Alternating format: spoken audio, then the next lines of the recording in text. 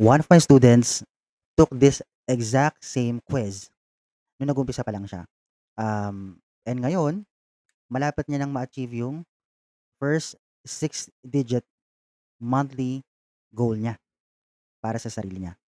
So, if you're starting sa VA journey mo at hindi mo alam kung saan ka mag-umpisa or overwhelmed ka na sa dami ng advice online, I suggest dito ka muna mag-start sa ating VA compatibility quiz. So, paano ba 'to gawin? Let me show you how. Alright, so I will show you in this video how you can find or identify your niche. In my opinion, there are only four categories of VAs, no? Una is social VA, pangalawa techie VA, pangatlo support VA, and pang-apat is yung aesthetic. Hindi ko alam yung spelling, and aesthetic VA. Ibig sabihin, social VA is yung mga SMM, mga social media managers. Yung mga, ang trabaho is mostly sa social media. Sa Facebook, sa Twitter, Instagram, TikTok, 'di ba? Yan yung trabaho nila. Yung techie naman is yung mga automation, no, anything na technical. And then yung support is yung mga admin na mga task, yung mga puro Google Sheet yung trabaho nila, no, yung mga nasa back end, customer service, ganyan. Aesthetic naman is yung mga design. Kunyari Canva design, mag-edit ng images, 'di ba, ng videos. Although yung video editing pwede ring techie yun, pero mostly aesthetic siya, no? So, yan yung apat na klase ng VA. Now, if you will take this quiz na hindi siya tatagal ng 5 minutes, no? Siguro tatagalan tong video na to kasi I'm explaining it, no, while doing it. But for you guys na kayo lang naman yung gagawa, no, on your end, it won't take too much of your time. So, if you have 5 minutes to spare, I suggest you take this muna before anything else para malaman mo kung ano yung klaseng VA ka ba. Especially if you're just starting and you don't know, you have no idea where to start. So, this is how you can start, no? Take this quiz. So, for you to take the quiz, you can just go to vanation.ph/quiz.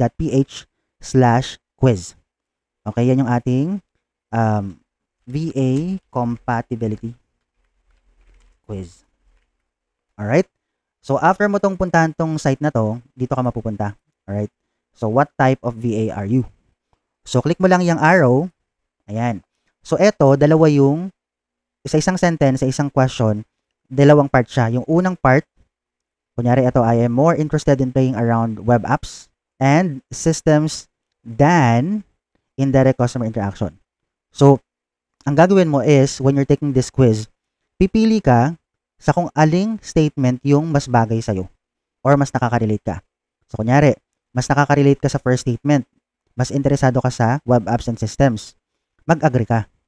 Pero, kung mas interesado ka sa customer interaction, mag-disagree ka.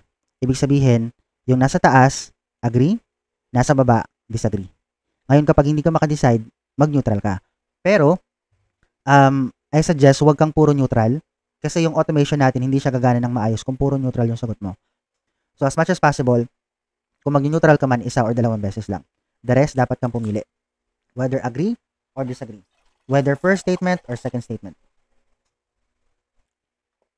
So, for me, since mas interested ako sa web apps and systems, kung hindi nyo to alam kung ano ibig sabihin yan, malamang dito kayo sa second statement kasi hindi nyo alam yung first statement eh.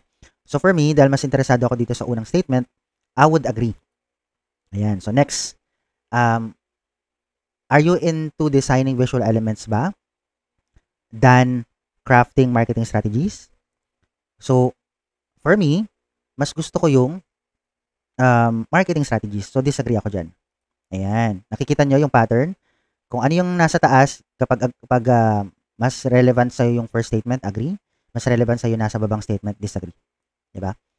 I find the challenge of technical problem solving more rewarding than creative design. I would agree. Mas agree ako dito sa sa first statement. Ano ko dito? Relevant to sa akin. So, agree.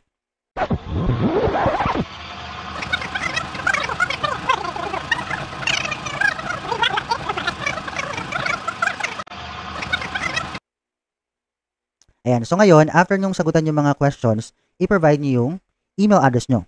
So, I will provide my email address. So, quiz, JM, and then agree mo lang yung privacy policy natin and then send. Ngayon, meron ka marireceive na email, ilagay mo lang yung code na marireceive mo sa email. Ayan, okay. So, kapag hindi agad na-send yung code sa email nyo, i-resend nyo na lang ha. Konting pasensya lang. So, based dun sa mga sagot ko, Techie VA daw ako. Remember, meron tayong 4 na categories, di ba?